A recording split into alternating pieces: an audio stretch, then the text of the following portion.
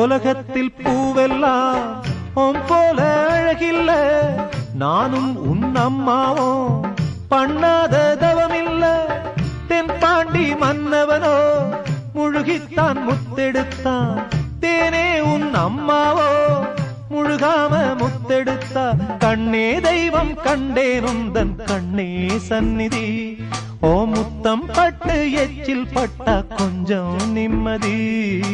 சின்ன சின்ன பூவே நீ கண்ணால் பாரு போதும், தொட்டு தொட்டு பேசு என்